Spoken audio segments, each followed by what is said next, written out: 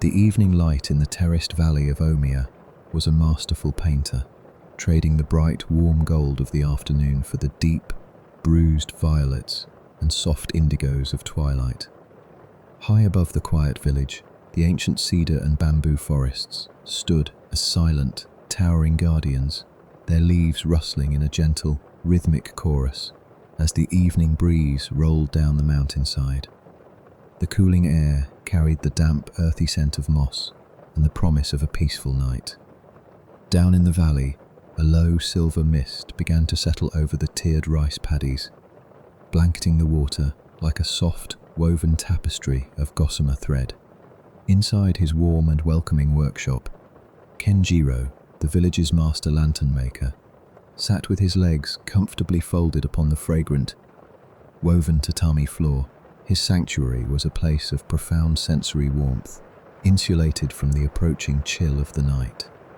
The air inside the room was thick and sweet, carrying the rich, honeyed scent of melted beeswax, mingling seamlessly with the sharp, clean fragrance of freshly cut bamboo and the crisp, earthy undertone of raw mulberry paper.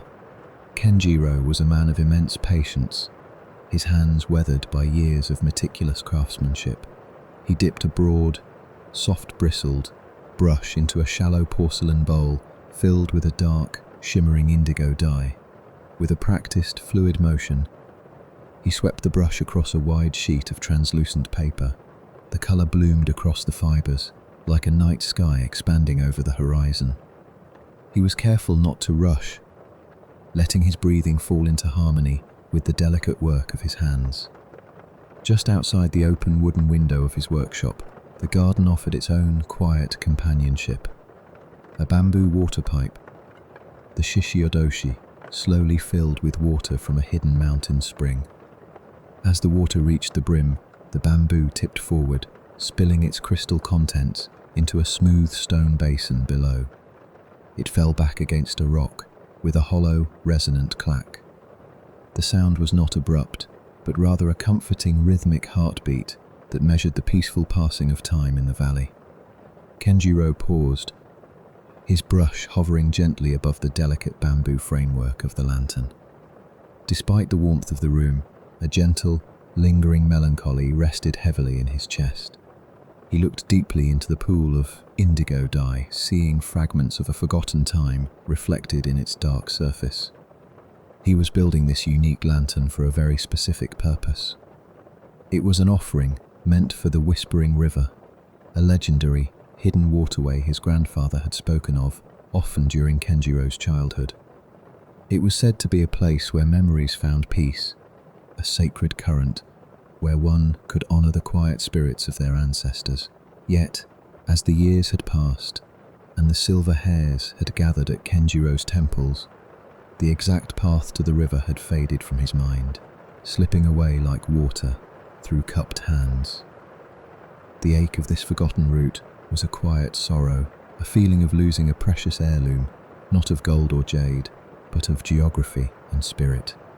He let out a long, quiet sigh, a sound that harmonized perfectly with the rustling bamboo leaves outside, and set his brush down upon a carved wooden rest. A familiar, comforting sound gently broke his reverie. It was the soft, rhythmic rattle of wooden wheels rolling deliberately over the smooth cobblestones of the village path. The heavy, sliding wooden door of his workshop eased open along its track, bringing with it a sudden rush of cool mountain air. But the breeze also carried a deeply comforting, rich aroma, the toasty, earthy fragrance of roasted hojicha tea. Haru stood in the doorway, his heavy woven travelling cloak lightly dusted with the silver mist of the valley. He was an itinerant tea merchant, an old and dear friend, whose arrival was always a source of profound comfort. Haru's face was lined with the joyful creases of a man who had spent his life walking beneath the open sky, observing the world with a deep, pragmatic wisdom. He possessed a grounding presence that always seemed to perfectly balance Kenjiro's more wistful, thoughtful nature. "The night grows cold early this high in the valley, my friend," Haru said, his voice warm and resonant a gentle smile lifting the corners of his eyes. "I brought a fire for your hearth and a harvest of leaves that require your finest iron kettle." Kenjiro felt the tightness in his chest loosen slightly at the sight of his old friend. "You are always welcome here, Haru. The hearth is already swept and the embers are waiting for you." Haru pulled his small wooden tea cart into the corner of the room. The scent of 100 different dried herbs and oxidized leaves filling the workshop. Kenjiro moved to the small stone hearth situated in the center of the room. He added a few pieces of dry, fragrant cedarwood to the glowing red embers and set a heavy cast-iron kettle over the rising flames. Within moments, the fire flared to life, casting a warm, dancing orange glow across the room, illuminating the dark, indigo-dyed paper of the unfinished lantern. They sat in comfortable silence as the water heated, a silence born of decades of shared evenings and unspoken understandings. When the kettle began to sing with a low, steady hum, Haru measured out the dark, roasted tea leaves into a small clay teapot, pouring the steaming water over them. The rich, smoky aroma of the hojicha bloomed instantly, filling the space with an atmosphere of absolute safety and rest. Haru poured the amber liquid into 2 thick earthen cups, handing one to Kenjiro. The warmth of the ceramic seeped into Kenjiro's tired hands, a deeply grounding sensation. "Your mind is far away this evening," Haru observed quietly, taking a slow, appreciative sip of his tea. He looked toward the workbench, his dark eyes studying the beautiful, deep blue lantern. "That is a color of deep waters, Kenjiro, a color of long journeys. You are thinking of the stories again." Kenjiro looked down into his steaming cup, watching the reflection of the hearth fire dance on the surface of the tea. "I wanted to finish it before the moon was full," Kenjiro confessed, his voice barely above a whisper. "To take it to the Whispering River and honor my grandfather, as he taught me to do. But I sit here, surrounded by light, and I cannot remember the way in the dark. The path is completely lost to me. It is a heavy thing, Haru, to craft a vessel for a journey you can no longer navigate." Haru did not speak immediately. He allowed the silence to hold the weight of his friend's sorrow, honoring the depth of the feeling. He took another slow sip of his tea, letting the warmth settle in his chest. "Consider these tea leaves, Kenjiro," Haru said softly, gently swirling the remaining amber liquid in his cup. "They are dry, tightly curled, and seemingly asleep. They hold their true essence locked away. It is only when they are submerged in the right warmth and given the proper time to steep that they unfold and release their memory into the water. Perhaps your mind is simply waiting for the right moment to unfold." Kenjiro looked up, his brow furrowed slightly in a mixture of hope and gentle doubt. And what warmth could unlock a memory that has been cold for so many years? Haru smiled gently over his teacup, the firelight catching the joyful spark in his eyes. "This morning, while I was gathering mountain herbs near the edge of the ancient cedar grove, the air shifted," Haru began, his tone taking on the cadence of a storyteller. "The fog there is usually thin and smells of pine. But today, I saw a strange, heavy silver mist gathering just beyond the tree line. It clung to the ground like a glowing breath, and it smelled distinctly of fresh, running river water and wet river stones. A river that, by all our maps, does not exist in that part of the forest." Kenjiro's breath hitched slightly, his heart giving a quiet, hopeful flutter. He turned to look at the unfinished indigo lantern resting on his workbench. "Perhaps," Haru continued softly, placing his empty teacup gently on the tatami mat, "the lantern is not meant to be carried to the river. Perhaps it is the very thing meant to help us find it." The rhythmic clack of the bamboo water pipe echoed from the garden, sounding to Kenjiro not like the passing of time, but like a steady, encouraging heartbeat. He looked at the warm, golden light of the hearth, and then at the deep, mysterious blue of his creation. With a newfound sense of purpose settling quietly over his soul, Kenjiro reached for a block of sweet-smelling beeswax, ready to light the flame. With a steady, deliberate hand, Kenjiro struck a long wooden match against the rough stone edge of his workbench. The brief, sharp scent of sulfur flared for just a moment before quickly giving way to the rich, honeyed aroma of melting beeswax as he touched the flame to the candle's wick. A tiny, perfect teardrop of golden fire bloomed in the dim room, casting warm, dancing shadows against the worn wooden walls.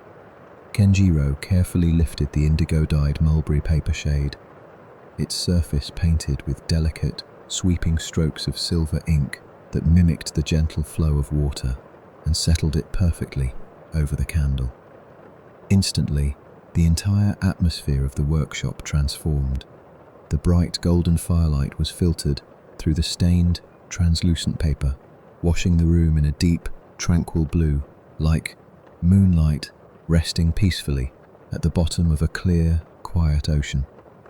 Haru let out a long, appreciative breath, his eyes reflecting the soft azure glow. He adjusted the collar of his woven travelling cloak, a garment well worn from countless miles on peaceful country roads. "It is magnificent, my friend," the tea merchant murmured, his voice a low, comforting rumble in the quiet room. "A light meant for a specific journey. The river will surely recognize it." Kenjiro offered a small, deeply grateful bow of his head. He reached out and lifted the lantern by its gracefully curved bamboo handle. It felt surprisingly light in his grasp, yet profoundly significant, an anchor to a past he was finally ready to revisit. Together, the two friends stepped toward the entrance of the workshop. Kenjiro slid the heavy wooden door open, the smooth, familiar glide of the wood on its tracks, sounding a quiet, respectful farewell to the sanctuary of his home. The night air greeted them with a crisp, refreshing coolness that swept away the lingering heat of the day. The village of Omiya was already wrapped securely in its evening slumber. Warm, orange lights flickered softly behind the rice paper windows of neighbouring houses, and the comforting nostalgic scent of wood smoke from dying hearth fires drifted lazily on the gentle breeze. They stepped onto the winding cobblestone path, their wooden sandals making a soft rhythmic padding sound that echoed lightly against the garden walls. The indigo lantern cast a steady, circular pool of blue light at their feet, moving with them like a protective oasis of calm, guiding their steps through the sleeping village. As they walked steadily away from the heart of the village, the familiar, hollow clack of the bamboo water pipe from Kenjiro's garden slowly faded into the distance, growing fainter until it was swallowed by the night. In its place rose a different, older sound. They had reached the edge of the village, where the ancient, towering bamboo forest bordering the valley began. The incredibly tall, vibrant green stalks stretched up toward a sky dusted with bright, scattered stars swaying gracefully in the wind. Their myriad leaves rustled together, creating a vast, whispering chorus that sounded exactly like the ebb and flow of a distant, calming sea. The path beneath them shifted from smooth, worn cobblestone to packed earth, blanketed in places by a soft, damp layer of fallen leaves that muffled their footsteps. They walked side by side in a comfortable, companionable silence for a long while, letting the peaceful rhythm of their steps synchronize with the deep, slow breathing of the forest. The silver mist Haru had spoken of earlier began to appear just as he had promised. It crept thinly at first, weaving carefully around the base of the thick bamboo shoots, glowing with a faint, ethereal luminescence wherever the indigo light from the lantern touched it. "It is strange," Haru said softly, breaking the quiet with a voice that was as warm and rich as the roasted tea they had shared by the fire. "How walking in the dark can make everything feel so much clearer. The daytime asks so much of our eyes, but the night asks only for our presence." Kenjiro kept his gaze on the path ahead, watching the beautiful blue light ripple over the gnarled roots of the bamboo. The dark removes the countless distractions of the day, he replied gently, his voice blending seamlessly with the rustling leaves. It leaves only what is directly in front of us and what we carry inside. Haru nodded thoughtfully, his wooden walking staff tapping a steady, grounding beat against the earth. It reminds me very much of the tea leaves I carry in my wooden cart. You know, Kenjiro, when you look at a withered leaf of old mountain tea, it seems so incredibly brittle. It looks as though it has completely forgotten the vibrant green spring it came from. It is tightly curled in on itself, guarding its delicate essence from the harshness of the world. Kenjiro slowed his pace just slightly, listening intently to the wisdom of his oldest friend. The mist around their ankles grew a fraction thicker, carrying a faint, sweet scent of damp earth and crushed pine needles, cooling the skin of their hands and faces. But then, Haru continued, a genuine smile evident in the gentle cadence of his words, you introduce that dry leaf to hot water. You give it warmth, and above all, you give it time. And slowly, beautifully, the leaf begins to unfurl. It stretches out, expanding in the water, releasing its true flavor, its rich aroma, its memory of the sun and the summer rain. It simply needed the right, safe environment to open up. Haru turned his head to look at Kenjiro, his eyes exceptionally kind and deeply observant in the dim light. I have always believed that our memories are much the same. We bury them deep within ourselves when the world feels too cold, too fast, or too painful. They tighten and hide, waiting patiently for a safe moment. Perhaps your memory of the path to the river has not been lost at all, my dear friend. Perhaps it simply needed the warmth of this beautiful lantern, the quiet of this specific night, and the gentle rhythm of walking to finally unfurl. A profound sense of comfort settled over Kenjiro's chest, slowly loosening a tight knot he had unknowingly carried for decades. He paused beneath the towering canopy of bamboo, taking a long, deep breath of the misty night air. Ashti, you have a unique way of making the world seem very gentle, Haru, Kenjiro murmured, his voice thick with a quiet, overwhelming emotion. As we walk through this forest, I find myself thinking of my grandfather, not just the abstract idea of him, but the true, physical reality of his presence when I was a boy. Kenjiro closed his eyes for a brief moment, letting the cool breeze wash over his face, picturing the past. I remember the exact sound of his walking stick on the wooden floorboards of the old workshop. It had a distinct, heavy, comforting rhythm. I remember the smell of his thick robes, a permanent mixture of fresh cedar shavings and dried sweetgrass. He had these incredibly rough, calloused hands from years of cutting and shaping bamboo. Yet when he held my small hand to guide me, his touch was always lighter than a falling feather. He opened his eyes, staring deeply into the swirling indigo glow of the lantern he had crafted. He used to tell me that the Whispering River wasn't a place you could find simply by reading a map or following a wooden signpost. He said it was a shy river, a very quiet stream that only revealed itself to those who were willing to stop looking with their eyes and start listening with their hearts when the world was perfectly still. Haru reached out, placing a warm, heavy, and grounding hand on Kenjiro's shoulder. The comforting weight of his friend's hand was a quiet anchor in the shifting, misty night. And so, we are listening, Haru said gently. Remember, Kenjiro, the destination is undeniably beautiful, but the journey itself is where the true healing happens.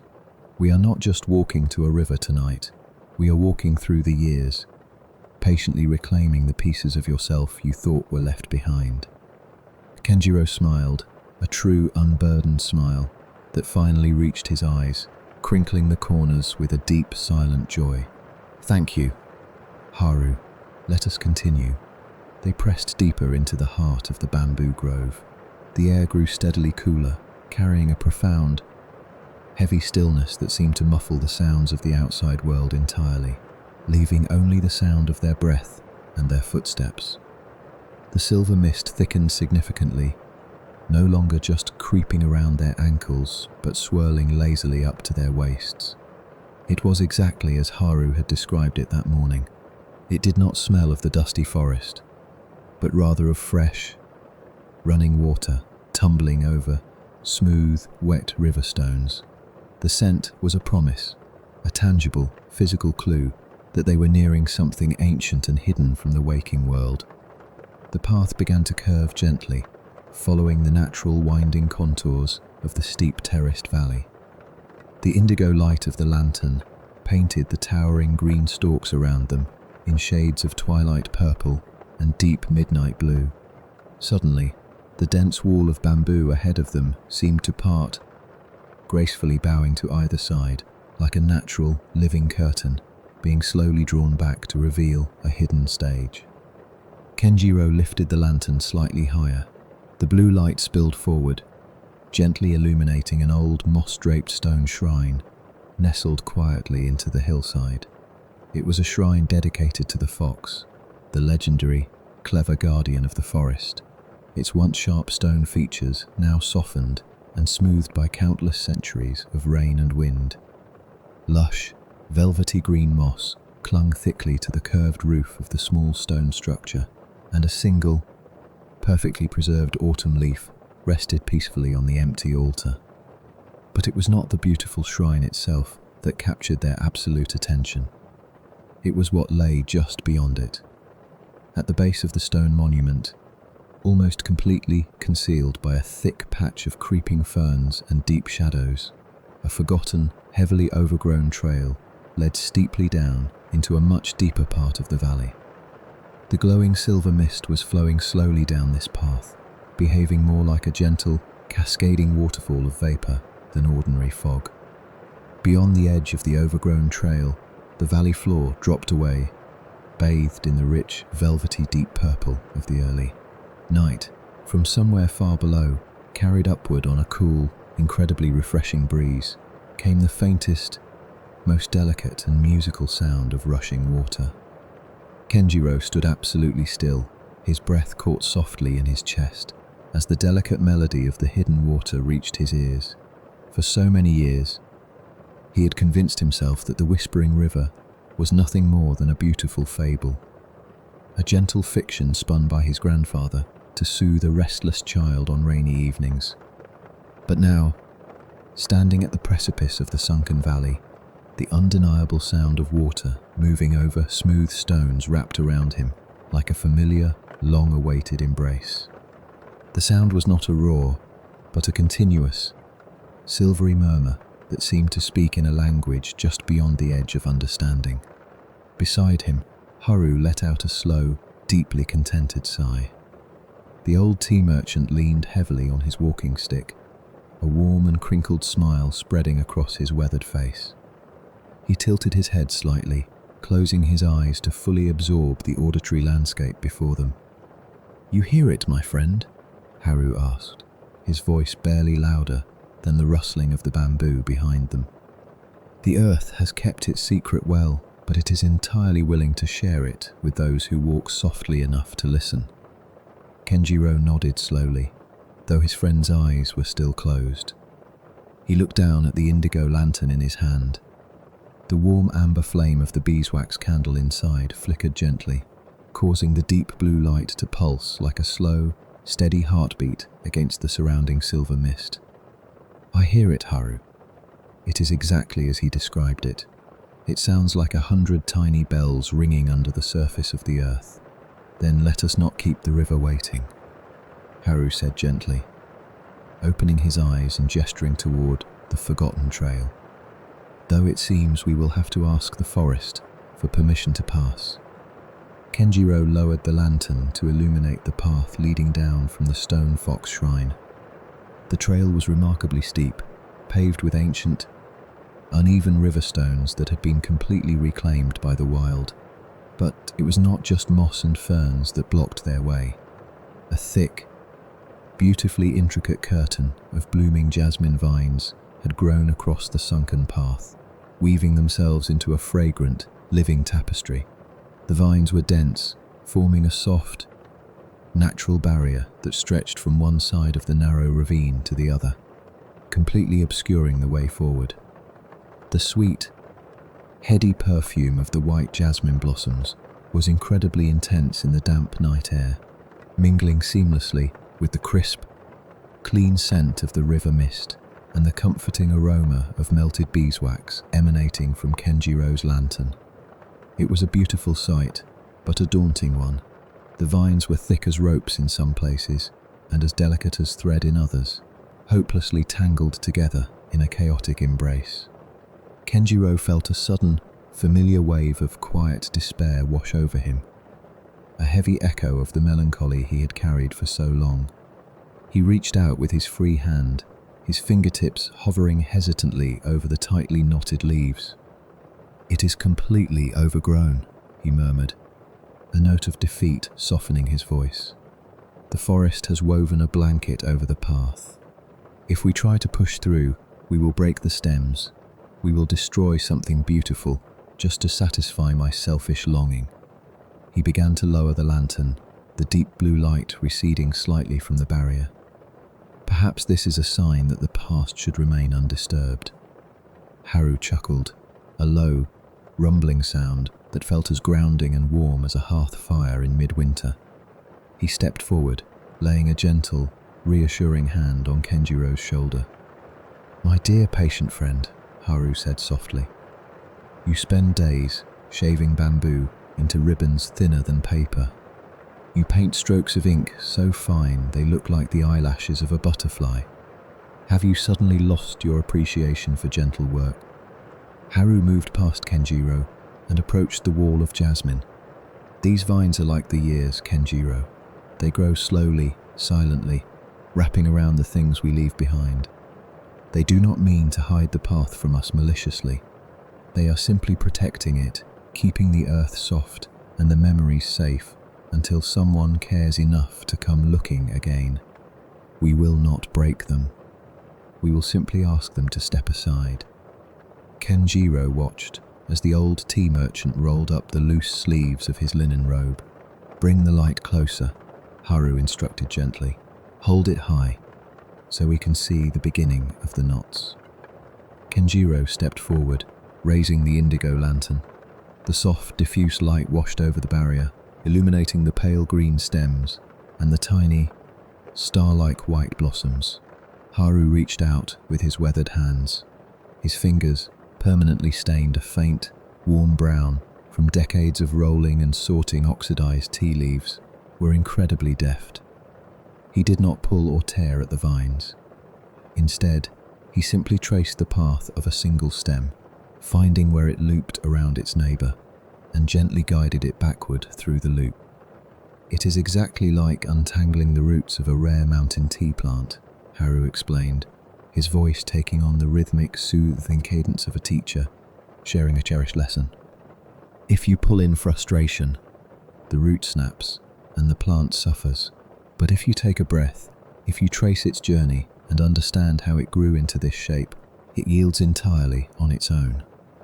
Kenjiro watched Haru work for a few moments, mesmerized by the old man's patience.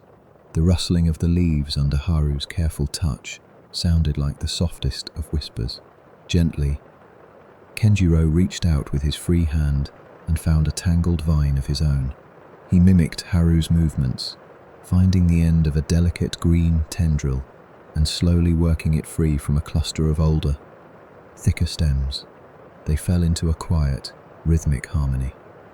The two friends stood shoulder to shoulder in the deep twilight, bathed in the comforting glow of the indigo lantern, slowly unspooling the forest's protective tapestry. For every vine Kenjiro untangled, Haru untangled too, his hands moving with an effortless grace born of a lifetime of quiet observation and care. As they worked, the silence between them was not empty, but rich and comfortable. "My grandfather used to say that memories are heavy only when we try to carry them all at once."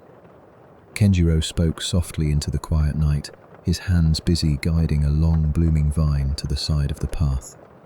He said that if you lay them out, one by one, like leaves drying in the sun, they lose their weight and become something beautiful.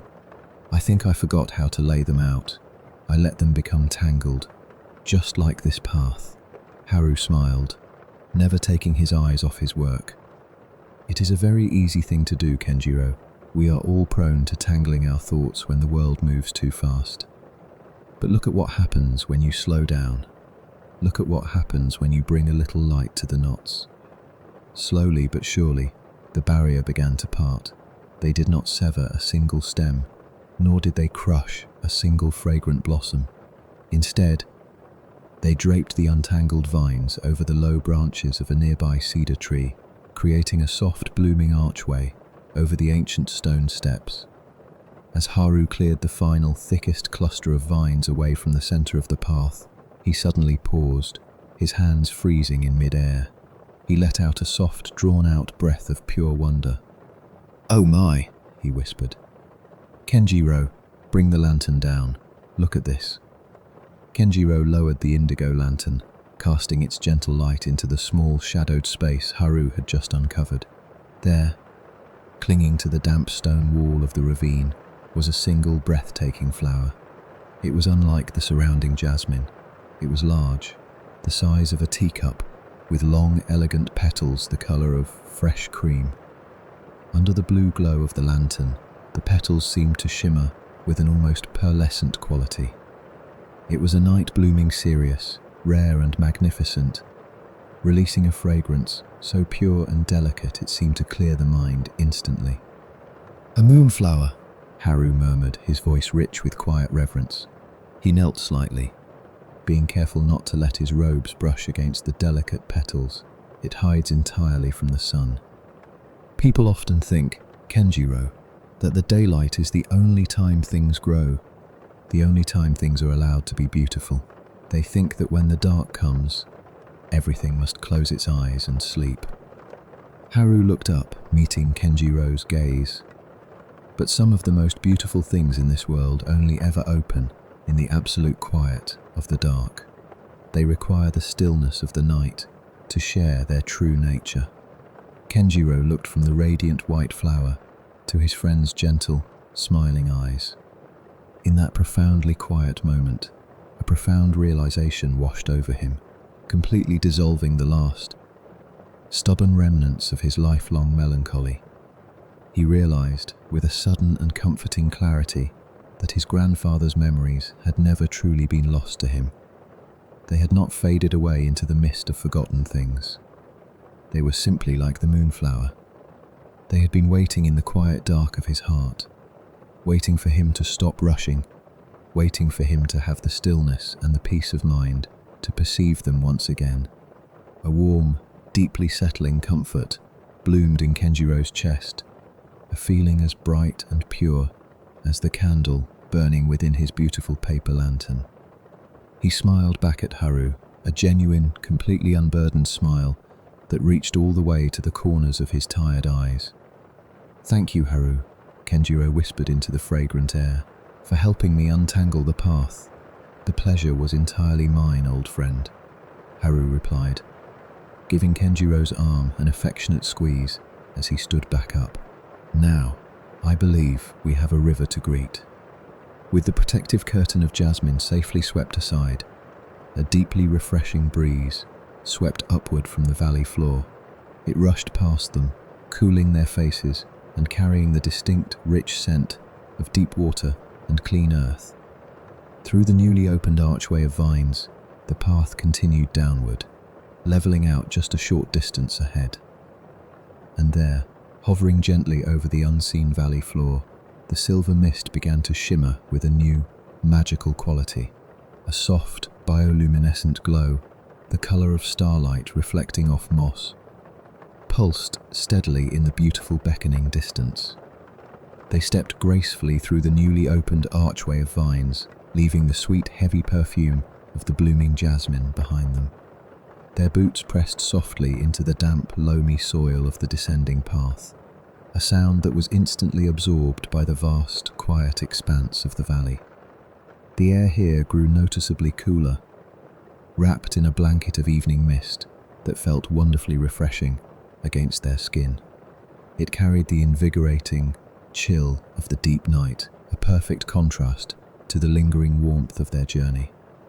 With every downward step they took, the musical sound of the rushing water swelled. It transformed from a distant, murmuring secret into a clear, joyful, and ever-present melody. It was a sound that seemed to hum in the very bones of the earth, echoing the hollow, rhythmic clack of the bamboo pipe back at Kenjiro's cozy workshop. Yet it was wilder, older, and infinitely more profound. Haru walked a respectful half-step behind Kenjiro, his sturdy wooden staff tapping a steady, grounding rhythm on the moss-covered stones. He allowed his dear friend to lead the way into the heart of the forgotten valley, knowing this was Kenjiro's moment to reclaim his past. The indigo lantern in Kenjiro's hand remained unlit, but the ambient light of the stars above guided them. As they descended, the trees began to thin, and the dense canopy of ancient cedars and towering bamboo slowly opened up to reveal the vast, unbroken expanse of the night sky. They came to a gentle halt at the bottom of the trail. Before them lay the whispering river. It was a sight of such staggering, quiet beauty that it stole the breath completely from Kenjiro's lungs, leaving him standing in absolute, reverent awe. The water was exceptionally wide and wonderfully calm at the sandy edges, flowing with a smooth, glassy grace that perfectly mirrored the stars scattered across the deep velvet heavens. But it was not just the starlight that illuminated the moving water. Along the softly curving banks and clinging tightly to the smooth, round river stones, resting beneath the surface, grew expansive patches of the silver moss they had seen glowing from afar. It pulsed with an ethereal, steady bioluminescent light, turning the entire riverbed into a magnificent ribbon of liquid moonlight. Delicate wisps of silver mist danced and played over the surface of the gentle current, curling, separating, and weaving together like slow-moving threads of fine silk. The air smelled powerfully and wonderfully of fresh, cold-running water, crushed wild mint, and the deep, rich scent of ancient undisturbed earth. Kenjiro stood perfectly still, his tired eyes wide, absorbing every single detail of the magical landscape. It was far more magnificent, far more profoundly peaceful than any story his grandfather had ever managed to weave into existence. "It is truly breathtaking," Haru murmured, his voice lowered instinctively into a soft, velvety register out of reverence for the sacred quiet of the valley. He stepped up beside Kenjiro, leaning gently on his polished staff, his own kind eyes reflecting the scattered, silvery light of the glowing moss beneath the water. "I have travelled many long and winding roads, my friend. I have brewed and drank tea by the shores of countless mountain lakes and rushing streams, but I must confess, I have never seen a place quite like this." Kenjiro nodded slowly, completely unable to pull his fascinated gaze away from the gentle, glowing current. "He tried to tell me," Kenjiro whispered, his voice trembling just slightly with a complex mixture of lingering awe and profound, settling relief. "When I was a small boy, sitting warmly by the hearth on winter evenings, he would try to describe the specific colour of this water, the way the mist seemed to breathe, as if the river itself were alive. I thought it was just a fairy tale, a beautiful, comforting exaggeration spun from an old man's fading memory." Kenjiro paused, taking a long, deep breath of the fragrant mint-laced air, letting the coolness of it fill his chest. But he was not exaggerating, Haru. If anything, he simply did not have the words to capture its true, absolute peace. The words do not exist. Haru turned to look at the master lantern maker, an incredibly soft, understanding smile playing upon his deeply weathered features. "Perhaps," Haru suggested gently, his voice like the comforting rustle of autumn leaves, "the truest, most profound beauties of this world cannot be captured in words at all. They must be walked toward. They must be sought out in the quiet of the night, when the world is asleep, and they must be felt with one's own open heart." Haru reached out, placing a warm, heavy, and reassuring hand upon Kenjiro's shoulder, offering a silent anchor of deep friendship and unwavering support. You have found his river, Kenjiro. After all these years, and all this quiet sorrow, you have remembered the way. Those wise, gentle words settled deeply and perfectly into Kenjiro's soul, carrying the undeniable weight of a long-awaited truth. He stepped forward toward the bank, moving with a deliberate, deeply reverent slowness, and knelt at the very edge of the glowing water. The cool, comforting dampness of the moss seeped slowly through the fabric of his trousers, grounding him beautifully in the physical reality of the present moment. He set the indigo-dyed lantern carefully upon a remarkably flat, smooth stone right beside the running current. The beautiful mulberry paper, so lovingly and meticulously painted with delicate, swooping ink strokes in the quiet of his workshop, looked almost ethereal against the luminous backdrop of the silver moss. Kenjiro reached deep into the pocket of his canvas work apron and retrieved a small, worn, wooden box of matches. His hands, which were usually so incredibly steady when carving intricate bamboo ribs, or when carefully smoothing hot, melted beeswax over paper frames, now shook with a tender, beautiful, emotional anticipation as he struck the match against the box. The sudden flare of the little flame was a tiny, joyful burst of life in the cool, blue-silver twilight of the valley. He sheltered the fragile flame delicately with his cupped hand, guarding it from the gentle breeze, and lowered it to let it catch the wick of the thick beeswax candle nestled safely inside the base of the lantern. Instantly, the indigo paper came alive.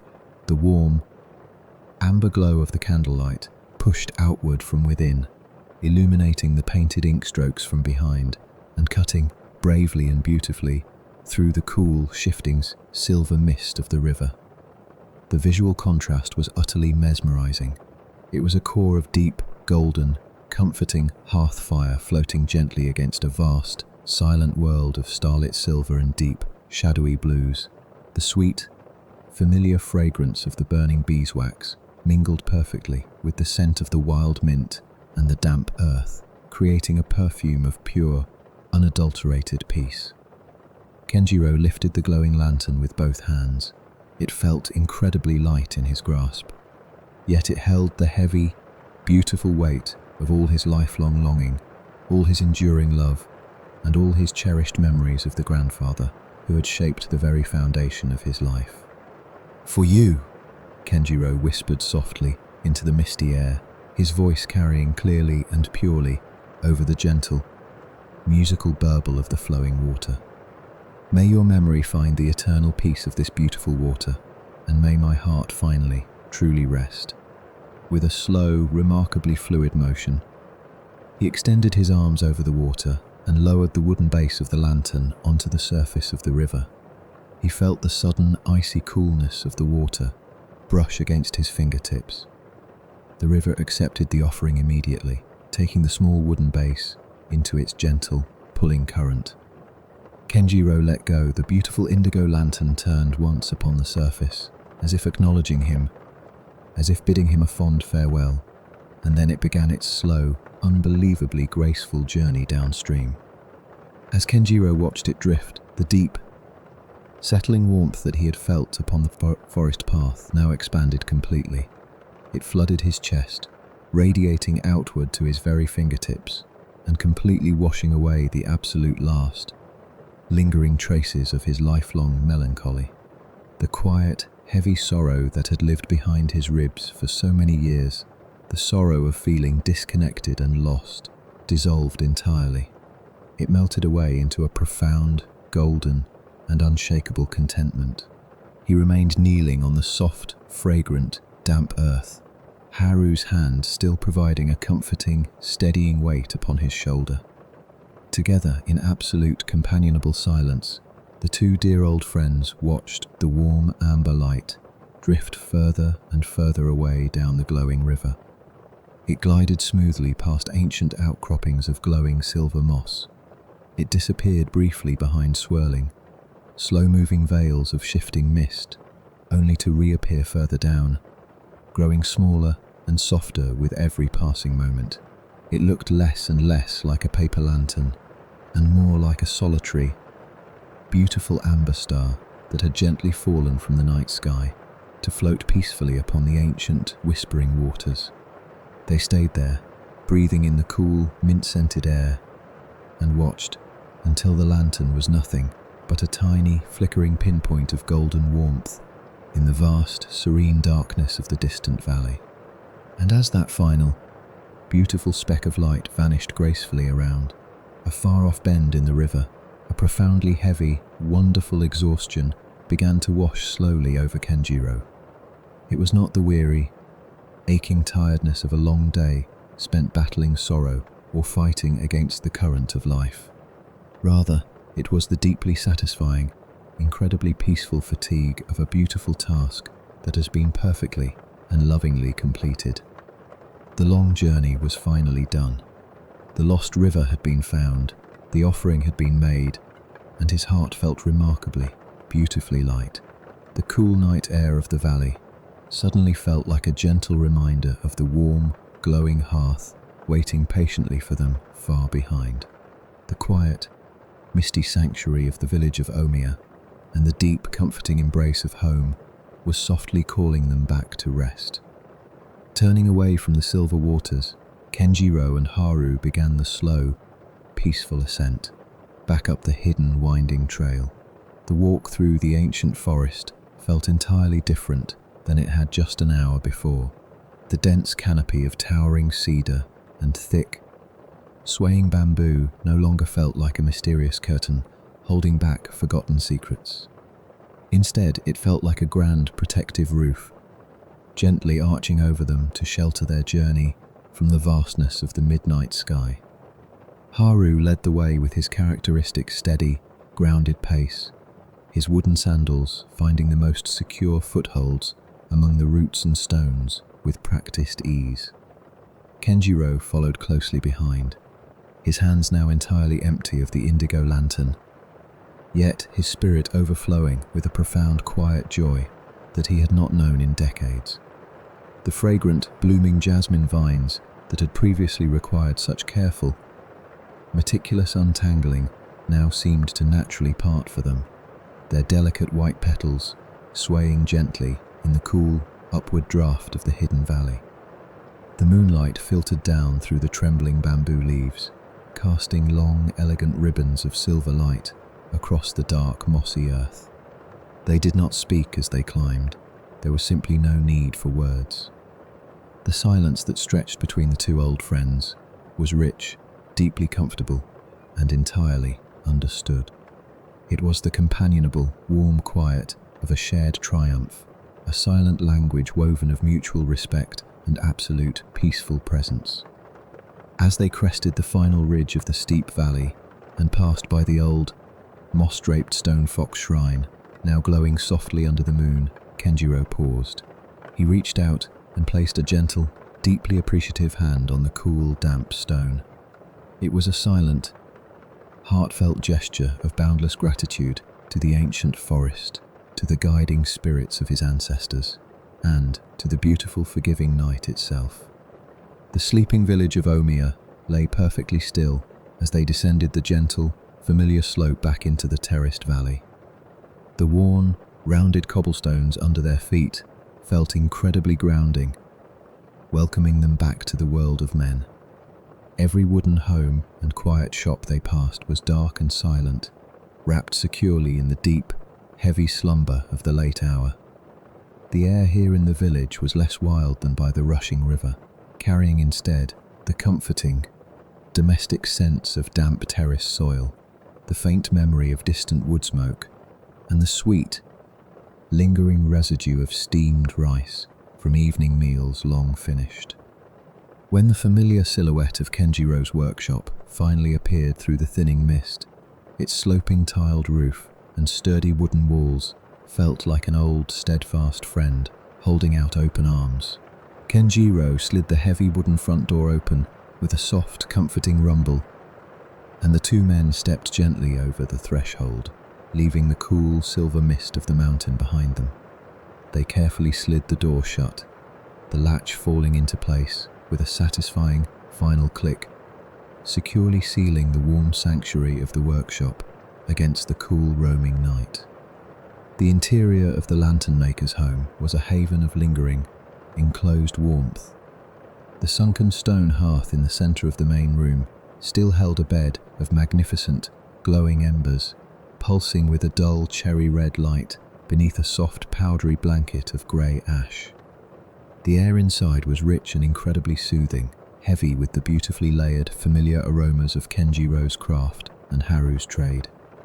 The sweet, heavy scent of melted beeswax mingled seamlessly with the fresh, grassy notes of cut green bamboo, the crisp, papery smell of dried mulberry bark, and the deep, earthy, roasted aroma of the hojicha tea they had shared earlier that evening. Haru unlaced his travelling sandals by the door with a slow, deeply contented sigh. He rolled his broad shoulders, easing the stiffness of the journey, and offered Kenjiro a tired, exceptionally warm smile. It was the kind of smile that reaches all the way to the corners of the eyes, speaking silently of a deeply fulfilled heart and a beautifully completed day. "The tea leaves have steeped, my dear friend," Haru murmured, his voice a low, gravelly whisper that blended perfectly with the quiet intimacy of the room. "And the water was perfectly clear. Your grandfather would be very proud. Sleep well, Kenjiro." With a slow, respectful bow of his head, the old merchant turned and retreated into the small adjoining guest room, sliding the translucent paper screen gently shut behind him. Kenjiro was left entirely alone in the beautiful, familiar quiet of his making space. He moved through the room with a deliberate, unhurried grace, savouring the slow, rhythmic motions of winding down the day. He stepped over to his low wooden work table, illuminated only by the faint red glow of the hearth. He carefully organised the scattered bamboo ribs, aligning his sharp carving tools in their leather pouches, and wiped down his black slate inkstone with a soft, damp cloth. He rinsed his fine horsehair brushes in a ceramic bowl of water, watching the dark ink swirl and fade. Every small action was a quiet meditation, a grounding tether to the peaceful, tactile reality of his life. Moving to the centre of the room, Kenjiro rolled back the woven rush rug to reveal the pristine, woven tatami mats beneath. He walked over to the deep wooden cedar chest against the far wall and retrieved his thick, heavy cotton futon. As he unrolled the sleeping mat across the floor, the faint, profoundly clean scent of sun-dried cotton and aged, spicy cedar wood rose to meet him, a remarkably comforting aroma that promised ultimate safety and undisturbed rest. He laid out a deeply padded, indigo-dyed quilt over the mattress, smoothing the heavy fabric with his calloused hands, feeling the rich, comforting texture of the woven threads under his fingertips. When Kenjiro finally lay down and pulled the thick, warm quilt up over his tired shoulders, a long, deep, trembling breath of pure relief escaped his lungs. The weight of the heavy blanket was instantly grounding. It pressed down upon his weary muscles with a loving, protective firmness, immediately easing the physical ache in his calves and thighs from the long hike, and coaxing the deeply held tension from his back and shoulders. He stared up at the dark wooden beams of the ceiling, watching the soft reddish shadows from the hearth dance faintly overhead. For the first time in as long as he could possibly remember, there was no empty, aching space in his chest. The gentle, persistent melancholy that had lived quietly alongside him for years, that soft, lingering sorrow of forgotten things, was completely and entirely gone. In its place was a vast, tranquil, undisturbed lake of pure contentment. He knew exactly where the whispering river flowed. He knew his grandfather's memory was safe, beautifully honoured, and glowing softly upon those ancient starlit waters. The profound, healing peace of that realization settled over him like a warm, protective mantle, wrapping around his heart and soothing his very soul. From the other side of the paper screen, the slow, deeply rhythmic to sound of Haru's steady breathing, began to fill the quiet air. The weary merchant had already succumbed to the heavy, welcoming pull of sleep, and the sound of his profound rest was an anchor in the dark, a deeply comforting reminder of enduring friendship, shared journeys, and the safety of home. Outside in the garden, the world was completely still, completely at peace, save for the rhythmic, musical heartbeat of the hidden courtyard. The hollow, wooden sound of the bamboo water pipe echoed softly through the paper walls. The sound arose, patient and endlessly measured, a slow, quiet trickle of water filling the hollow bamboo tube, the gentle, creaking tilt of the wood as it grew heavy, the soft, resonant, hollow strike against the smooth garden stone as the water was released. Trickle, tilt, strike. It was a perfectly timed metronome for the night, a timeless, ancient lullaby, measuring out the peaceful, unhurried passage of time. The soothing warmth of the dying embers seemed to drift across the room, wrapping itself tenderly around Kenjiro's heavy limbs. His eyelids grew impossibly heavy, fluttering slowly once, then twice, before finally drifting softly and permanently closed. The beautiful, grounding smells of beeswax, sweet roasted tea, and ancient cedar swirled together in the warm, dark air, creating a cocoon of absolute safety. The sharp edges of the waking world began to blur, slowly softening into a deeply soothing, velvety, all-encompassing blackness. He felt the gentle, pulling current of sleep rising up to cradle him, feeling very much like the gentle, forgiving waters of the hidden river, carrying his beautiful amber lantern away into the night. He did not resist the pull, he welcomed it entirely. He let his thoughts drift gently away, untethered, unburdened, and entirely free, floating smoothly down into the quiet, welcoming depths of the night. The soft, hollow sound of the bamboo pipe grew fainter and fainter and fainter still. The heavy, protective warmth of the thick indigo quilt held him safe and secure against the floor. And there, in the very heart of the misty, ancient valley, deeply wrapped in the loving, absolute stillness of the dark, Kenjiro drifted effortlessly away on a current of absolute peace, sinking down into a profound, healing, and perfectly dreamless slumber.